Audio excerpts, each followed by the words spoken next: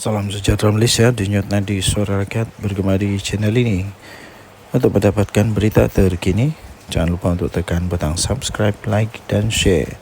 Malaysia kita punya, cintai Malaysia ku, kita jaga kita. Salam sejahtera Malaysia, denyut nadi suara rakyat bergema di channel ini. Tuan-tuan dan puan yang dihormati sekalian, kita tahu sekarang ni ada satu gerakan disebut sebagai gelombang selamatkan Malaysia. Pertama sekali saya fikir juga, apa sebenarnya yang mau diselamatkan oleh mereka ini? Diselamatkan daripada apa? Dan siapa yang perlu diselamatkan? Siapa yang perlu diselamatkan? Rakyat okey saja. Rakyat okey saja. Tapi yang perlu diselamatkan siapa? Mungkin itu sebabnya timbullah netizen di laman maya yang mempersoalkan sehingga memperolok-olok kena mocking ni, dipermainkan pula gelombang ini.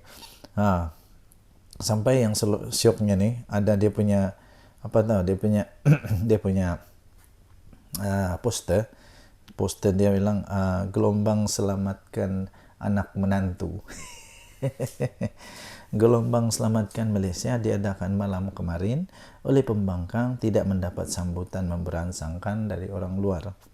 Hantaran Facebook berupa poster yang diwar-warkan oleh Ketua Pemuda PN Ahmad Fadli Syari mengenai program itu hanya mengundang kecaman pengguna media sosial. Mereka mengumpamakan program itu sebagai gelombang selamatkan anak menantu. Aduh, siapalah yang terasa pedas ni. Program gelombang selamatkan anak menantu. Ia rentetan daripada kes menantu kepada beberapa pemimpin tertinggi Perikatan Nasional yang terpalit dengan kontroversi penyelewengan. Beberapa foto program yang berlangsung di sebuah dewan beredar di media sosial. Penyokong mengatakan program itu full house, dihadiri orang ramai sehingga memenuhi dewan. Namun melihat jumlah kehadiran yang dikatakan sekitar 200 orang sahaja, ramainya 200 orang. Netizen mengatakan ia seperti perjumpaan ahli-ahli PAS saja. Ahli-ahli PAS saja, mana yang lainnya? Takkan gelombang selamatkan Malaysia dihadiri 200 orang dan ahli PAS saja. Macam mana tu? Ini satu antaran ni, full house gelombang selamatkan Malaysia, dia kata. Tapi bila dilihat hanya lebih kurang 200 orang dan semuanya macam ahli PAS saja. Menurut laporan inilah. Ketika ini peranan pembangkang yang mahu selamatkan Malaysia pula dipersoalkan kerana kumpulan itu lebih banyak meninggalkan sidang parlimen ketika isu-isu besar berlaku. Mereka tidak pula berbahas dengan baik. Malah ketua pembangkang sering dilabel lemau kerana tidak berani berhadapan dengan Perdana Menteri. Sewaktu sesi pertanyaan Perdana Menteri. Seorang penyokong tegar BN pula berkata ceramah kemarin langsung tidak menyentuh tentang usaha menyelamatkan Malaysia, tetapi banyak menyerang UMNO. Komen dia, aku tengok ceramah himpunan gelombang selamatkan Malaysia semalam bukan pasal nak selamatkan Malaysia pun, dia kata. Semua berceramah dok mengatakan UMNO saja. Semua cerita terkini dalam UMNO depa dok jajah malam tadi, katanya. Obses betul dengan depa dengan UMNO ni. Crowd hadirin pun tak ramai, sedih. Ciap individu bernama Tun Carlos. Tun Carlos ni saya selalu tengok juga. Okey, anda boleh lihat laporan ini di harapandaily.com. Gelombang selamatkan Malaysia dipermainkan oleh netizen. Kita jumpa lagi. Bye-bye. Ini betul tepat sekali. Sebelum tu, terima kasih kerana terus bersama dalam channel ini. Bagi anda yang pertama kali, sila tekan butang subscribe, like dan share. Okey. Ada pernah peribahasa cikgu saya dulu ajar. Mengajar etik berenang pertama. Kedua, seperti ketam mengajar ketam yang lain berjalan lurus. Dan paling teruk sebenarnya ialah ada satu istilah cermin rusak. Cermin rusak ini begini, dia coba nasihatkan orang lain tapi dia itu lebih teruk. Ada lagi satu, dia suka sangat menyibuk tentang orang lain, dia boleh nampak selumbar dekat mata orang lain tapi kayu balak di mata sendiri dia tak sedar tahu.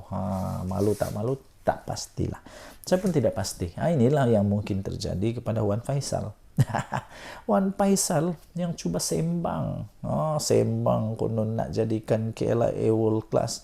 Siap bagi nasihat, tunjuk buku ni Sim Kibon ni, dia tunjuk ni KLA supaya KLIA jadi world class. Banyaklah dia, tapi dia tidak ingat sepatutnya kasih nasihat dulu kerajaan di mana-mana yang berlaku lah. Tapi yang dalam case ini disebut di sini KLIA world class, tapi stesen bas KB macam bengkel saja. Apa hal? Ada gambar tu tahu. Ahli parlimen macam Wan Ahmad Faisal, Wan Ahmad Kamal menjadi bahan sindiran ramai selepas beliau cubalah mengajar kerajaan sekarang ini bagaimana untuk menjadikan lapangan terbang antarabangsa KLIA bertaraf dunia. Bertaraf dunia. Tapi dia lupa. Beliau ketika sidang Dewan Rakyat baru-baru ini membawa buku biografi mendiang Sim Kibon, bapa kepada kejayaan lapangan terbang Changi, meminta kerajaan belajar daripada usaha mendiang. Katanya resepi untuk menjayakan lapangan terbang terkenal itu bukan di atas tangan GIP atau Black Rock, iyalah betul lah, tapi menggunakan pengalaman dan kepakaran sendiri. Saranan itu ibarat menyerang diri sendiri pula. Malu. Apabila ramai terus mempersoalkan apalah yang sudah dia lakukan untuk membangun stesen bas di Kota Baru. Tempat sendiri, terminal bas sementara itu sehingga kini masih digunakan walaupun kekurangan berbagai kemudahan menyebabkan lokasi tersebut dianggap antara lokasi pengangkutan awam yang ketinggalan zaman.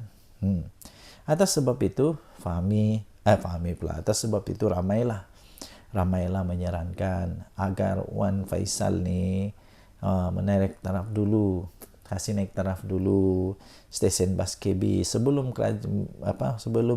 berani untuk mengajar kerajaan naik taraf KLIA. Lama antara komen yang siok saya baca ni, sebelum Wan Faisal nak cuba ajar hendak jadikan KLIA world class, apa kata kau usahakan dulu stesen bas Kota Baru supaya ada rupa bas stesen bas. Kemudian baru cerita teori kau di parlimen. Kemudian ada lagi orang bincang masalah MAHB, dia bincang masalah stesen bas. Aduh. Ya, kemudian dibalas pula semula oleh pengguna X. Ya, tersebut dengan ringkasan paling mudah untuk difahami. Wan Faisal ceritanya macam ini. Kalau stesen bas yang mudah macam ini pun kamu tak reti nak urus, bagaimana kami nak percaya kamu boleh uruskan airport pula? Betul. Kalau stesen bas pun tidak dapat diurus, tak reti nak urus stesen bas yang kecil itu, tak dapat nak urus, ini janganlah cuba-cuba untuk urus airport pula. Perkara itu kemudiannya disokong oleh ramai kerana bagi mereka pemimpin sepatutnya membuktikan kemampuan mereka dengan menggunakan stesen bas KB dengan membangunkan stesen bas KB yang berbelas tahun ketinggalan. Apa kata Wan Faisal? Hadam dululah komen-komen netizen ini, barulah cuba-cuba untuk ajar kerajaan. Okey, kita jumpa lagi. Bye-bye. Salam sejahtera Malaysia. Mahyudin Mat Yassin. Memang kali ini dia termakan dengan senjata sendiri, dengan senjata makan tuan lah. Kena sendiri kali ini. Apa tidaknya dia antara orang yang paling kuat menentang, tapi kali ini dia sendiri dapat masalah dengan penentangan yang dia buat tu. Harapnya kali ini Muhyiddin Yassin dan Bersatu fahamlah. Harapnya mereka dah faham. Mereka dah faham kenapa Akta Lompat Parti diperlukan. Dulu waktu dibentangkan oleh Menteri Undang-Undang, Siapa yang bangkang dulu, siapa yang bangkang betul-betul. Sebab waktu itu banyak sangat berita-berita kabar angin bertiup, kononnya ahli UMNO nak lompat bersatu dan macam-macam lagi. Oh, syok lah waktu itu, seronok lah. Sekarang dah kena lubang hidung sendiri, apa rasa? Oren. Ini ada satu artikel daripada Harapan Daily. Harapnya Muhyiddin bersatu. Dah faham kenapa Akta Lompat Parti diperlukan. Selepas insiden 6 ahli parlimen ini, Muhyiddin dan Bersatu diharapkanlah supaya mereka dah fahamlah kenapa anti lompat parti ini, akta ini diperlukan. Baguslah ahli-ahli parlimen PN dan Bersatu dah mula berhujah di parlimen bencana akibat budaya ini. Kelompangan yang wujud dalam akta itu hasil daripada cadangan Muhyiddin sendiri. Muhyiddin Yassin dulu sendiri cadangan. Eloklah ditutup semula, dipindah dan diperkemas. Kerajaan Madani pula bersetuju untuk melakukannya. Tak ada masalah. Tak perlu lagi diungkit apa yang berlaku sebelum akta ini digubal.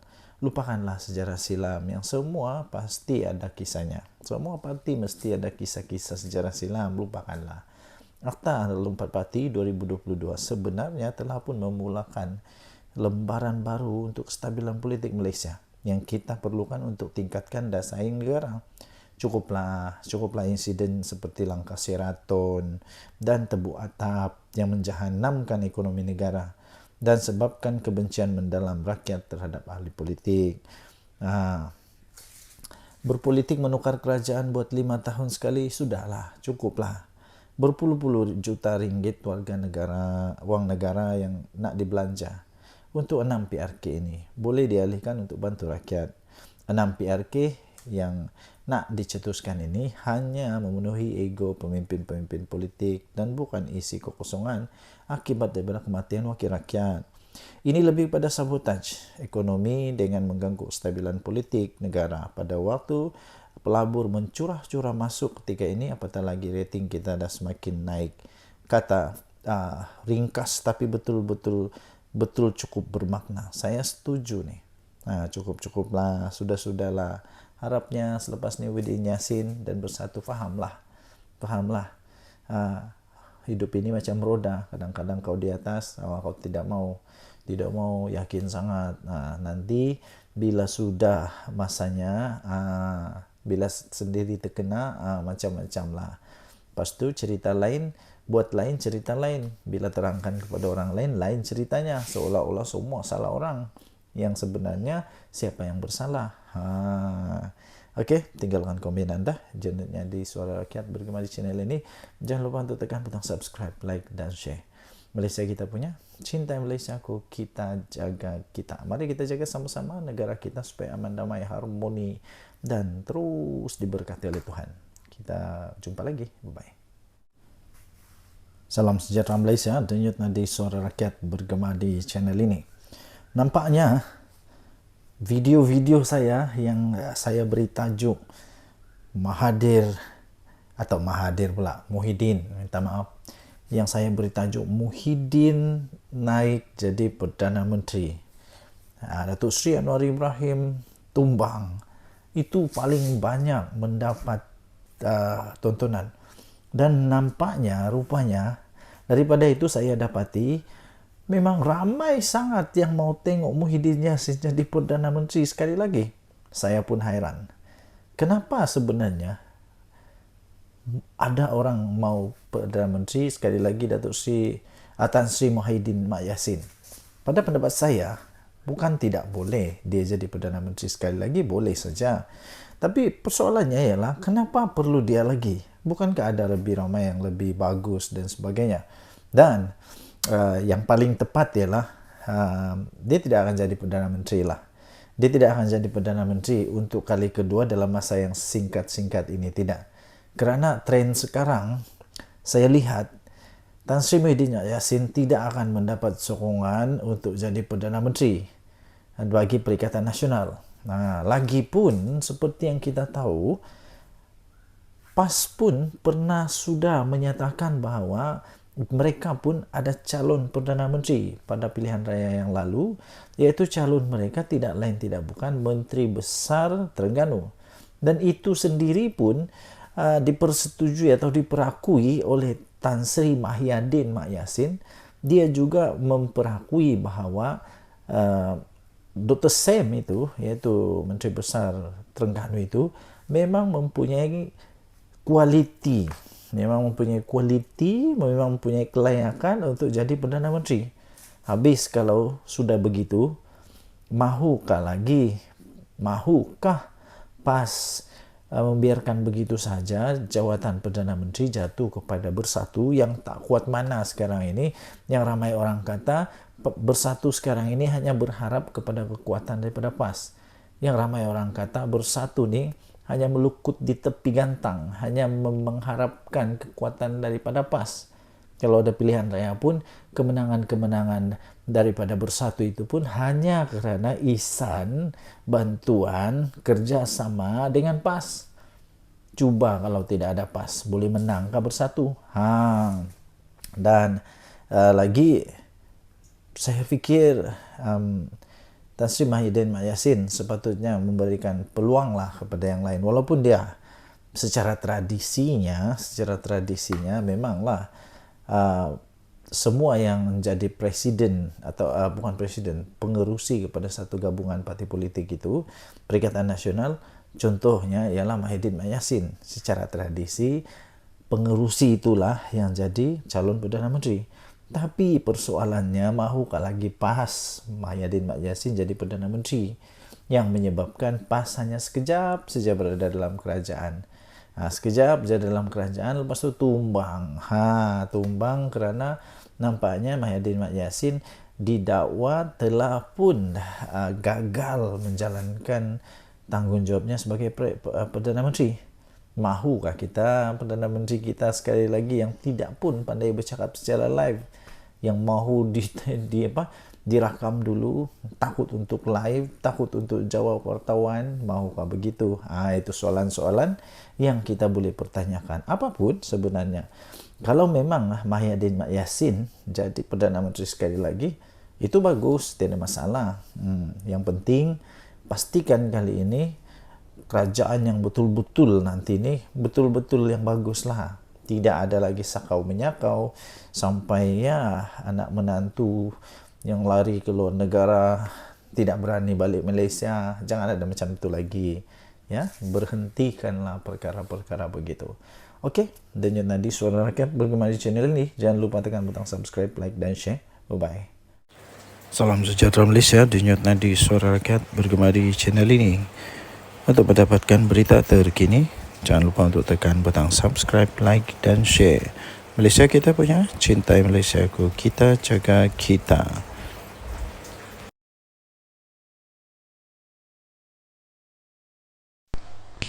Salam sejahtera Malaysia, Denyut Nadi Suara Rakyat bergema di channel ini. Berita terkini daripada malaysiakini.com. Berita bertajuk Formula Bersatu. Hamzah, Timbalan Presiden Azmin Ali, Setiausaha Agung Bersatu. Berita penuh. Setiausaha Agung Bersatu Hamzah Zainuddin bakal naik pangkat bagi jawatan Timbalan Presiden pada pemilihan parti itu yang akan datang. Perkara itu diumumkan oleh Presiden Bersatu Tan Sri Mahyadin Mak Yassin yang mendedahkan bahawa perkembangan itu adalah merupakan hasil daripada perbincangan serta kesepakatan daripada kepimpinan tertinggi parti itu. Menurutnya Hamzah Zainuddin akan menggantikan tempat Ahmad Faizal Azumu yang bersetuju untuk mengundurkan diri. Ahmad Faizal sebaliknya akan menawarkan diri untuk mengisi salah satu daripada 3 jawatan naib presiden parti itu yang kosong selepas penyandangnya Rafiq Naizamuddin keluar dari Bersatu pada tahun 2022. Dua penyandang naib presiden, Razi Jidin dan Ronald Kiande, juga akan mempertahankan jawatan mereka dalam pemilihan parti yang akan datang tambahnya. Sementara itu, Mahyadin Mak Yassin berkata, Ahli Majlis Tertinggi Bersatu Muhammad Azmin Ali pula akan ditawarkan jawatan Setiausaha Agung. Bercakap pada sidang media petang ini, Muhyiddin Yassin berkata cadangan itu adalah formula untuk mengurangkan suhu kempen bagi pemilihan parti yang dijadualkan bermula 12 Oktober ini. Bagaimanapun, dia menegaskan ia bukan bermakna Bersatu menghalang ahlinya daripada bertanding mana-mana jawatan. Katanya, saya juga tidak ada masalah lain-lain parti ahli yang menawarkan diri. Cuma peringkat ini adalah langkah seterusnya kalau boleh dirundingkan. Saya tak kata tak boleh bertanding. Kalau ada antara kalangan mereka masih lagi berhasrat untuk bertanding, itu adalah hak mereka. Tapi untuk memberikan sedikit harapan supaya kesemua jawatan itu dapat kita susun lebih awal, supaya suhu kempen tidak terlalu panas, katanya dalam sidang media selepas penutup konvensyen Bersatu di Selayang Selangor hari ini. Untuk rekod, Muhyiddin Yassin akan terus memegang jawatan Presiden Bersatu sepenggal lagi susulan daripada keputusan Perhimpunan Agung Parti itu tahun lepas. Terdahulu pada hari ini, Muhyiddin Yassin dalam ucapan plasmin konvensyen berkenaan berkata, dia telah menjadi perantara dalam rundingan di kalangan pemimpin tertinggi parti untuk memastikan parti itu kekal bersatu. Menurutnya, idea itu dicetuskan semasa pemukiman Bersatu baru-baru ini, di mana dia diminta bertemu dengan semua pemimpin tertinggi dan memulakan perbincangan mengenai cara mengelak pertembungan dan mencegah perpecahan di dalam pemilihan parti. Muhyiddin Yassin juga menggesa semua ahli parti dan pemimpin akar umbi yang ingin bertanding dalam pemilihan parti itu yang akan datang supaya berunding sesama mereka terlebih dahulu. Denyut nadi Suara Rakyat bergema di channel ini. Jangan lupa tekan butang subscribe, like dan share. Malaysia kita punya, cinta. Kita jumpa lagi. Bye-bye.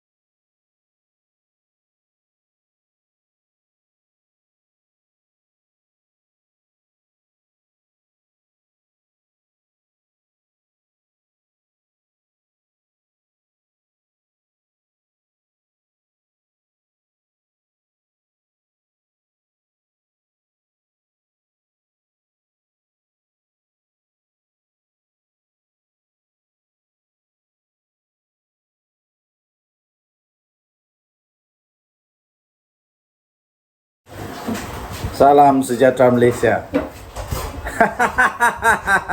Hai, saya belum bercakap lagi sudah rasa lucu. Belum saya bercakap pun saya sudah rasa lucu. Apa yang lucunya? Ada dengar kata, wah tadi saya tonton video Jufazli dengan gelak yang memang lucu betul. Dia kata Perikatan Nasional ada 11 ahli parlimen daripada Barisan Nasional akan melompat parti ataupun akan menarik sokongan daripada kerajaan selepas PRK Sungai Bakap. Inilah cerita lucu, cerita dongeng, inilah cerita paling tidak masuk akal untuk 1 Julai 2024, dia kata. Saya pun mau gelak juga lah. Entah cerita dari mana, entah ini cerita kedai kopi mana yang dapat ini. Dan entah Tok Kadok, entah mana yang cerita ni, entah mana nenek kebayan yang cerita tentang benda ni. Tidak akan berlaku. Tidak mungkin akan berlaku. Yang mungkin berlaku ialah disahkan mungkin mungkin ada lagi yang sokong PM. Wah, mungkin ada yang letak jawatan daripada Perikatan Nasional. Itu yang mungkin boleh berlaku. Kenapa? Sebab sudah ada anti lompat parti. Jadi kalau mau sokong kerajaan tidak boleh, sudah susah sudah. Jadi satu-satunya cara letak jawatan lah. Letak jawatan. Yang dari dulu Hadi Awang kata PM Anwar akan tumbang bila-bila masa. Tak sampai sudah sekarang bertambah lagi usia Tok Guru Hadi Awang. 1 tahun lagi. Pun tidak tumbang-tumbang. Adakah nanti 10 tahun dari sekarang baru tumbang kerajaan ini? Tidaklah, tidak akan tumbang. Kalau tumbang pun waktu pilihan raya lah kot. Waktu pilihan raya lah kot. Tidak ada lagi orang yang minat untuk tebuk-tebuk belakang, tebuk-tebuk atap. Tidak ada lagi. Lagipun yang di Pertuan Agung sekarang tidak berminat dengan tebuk atap. Tidak berminat dengan pintu belakang, main belakang, tidak.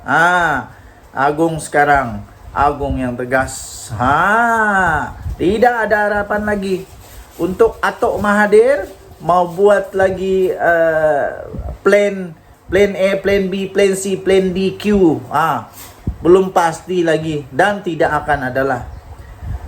Pilihan raya 3 tahun dari sekarang. Waktu itu umur Mahathir 101 tahun. Waktu itu umur Mahathir 101 tahun. Persoalan memanglah manusia masih ada lagi ke Mahathir waktu itu. Kalau dia masih ada pun masih kuat lagi kah untuk berjajah-jajah, menjajah-jajah campaign. Kalau dia jadi MP waktu itu, tahu? Kalau dia jadi ahli parlimen waktu itu, umur dia akan menjadi umur MP paling tua. Masih boleh berjalan? Saya pun tidak tahu. Masih boleh jalan lagi atau tidak. Jadi yang pastinya 11 MP daripada Barisan Nasional yang konon mau sokong Perdana Menteri itu tidak akan jadi. Jangan risau, tidak akan jadi. Kalau ada, kalau berani, nyatakanlah siapa dia orang. Yang pasti tiada. Tiada. Kesian. Bermimpilah di siang-siang hari. Berdoalah banyak-banyak supaya boleh jadi Perdana Menteri di pulau di planet Pluto ataupun di bulan. Buatlah parlimen baru di bulan supaya boleh jadi Perdana Menteri di sana. Denyut nadi suara rakyat bergema di channel ini. Jangan lupa tekan butang subscribe, like dan share. Malaysia kita punya, cintai Malaysia aku, kita jaga kita. Bye bye.